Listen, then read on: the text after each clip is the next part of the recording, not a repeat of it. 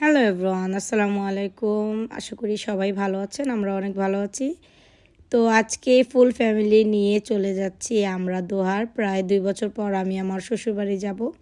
তো আমরা এখান থেকে কদমতলী থেকে একটা সিএনজি নিয়ে নিয়েছি, আর আমার সাথে ছিল ভাগ্নি এবং ভাগিনা জামাই। তো তারা একটা হোন্ডা নিয়ে নিয়েছিল।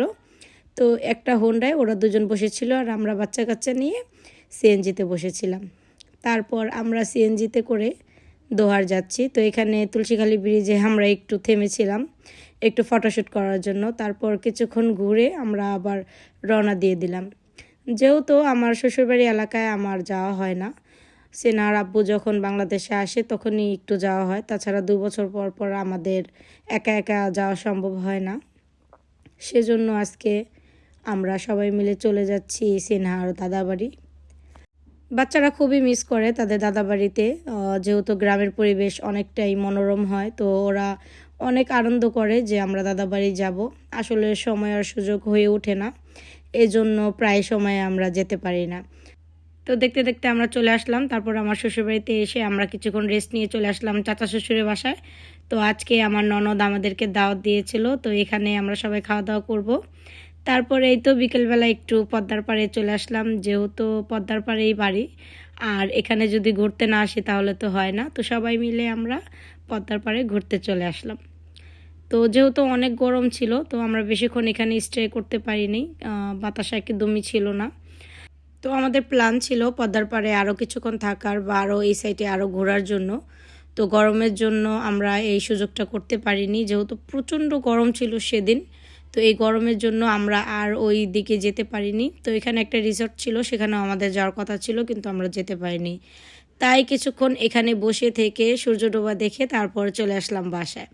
তো বাসায় আসার পর রাত্রে এরকম তুফান আর ঝড় যে কি বলবো, আর আল্লাহর কি রহমত। দুপুরে ছিল এত এত গরম, আর রাত্রে কি ঠান্ডা, ঝড় বৃষ্টি। আর ঝড়ের ভিতরে এখানে সবাই আম কুড়াচ্ছে, যেগুলি কাছে থেকে পড়ে যাচ্ছে।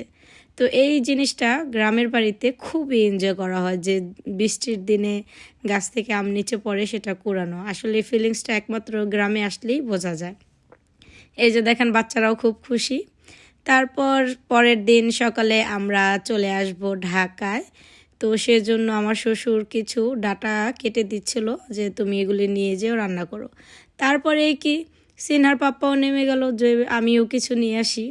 তো আর কি গ্রামের ছেলে যেটা দেখলে হয় আর কি। তো আমি বলতেছিলাম যে আমি এটা ভিডিও করব।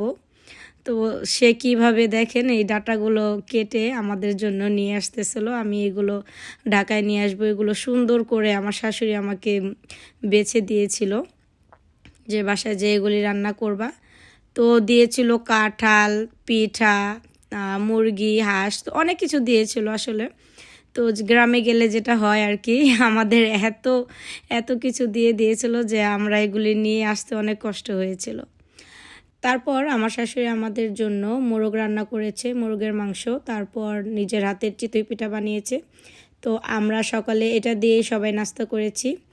তো আলহামদুলিল্লাহ আমরা সবাই খুব ভালো করে খেয়েছি। আর দুপুরবেলা খাওয়া দাওয়া করে এখন আমরা বাসায় চলে আসব, যেহেতু অনেক গরম ছিল সেজন্য বাচ্চারা আর এখানে থাকতে চাচ্ছিল না। তাই দুপুরে খাওয়া দাওয়া করে আমরা সোজা চলে আসলাম ঢাকায়। তো সবাই ভালো থাকবেন, আল্লাহ হাফেজ।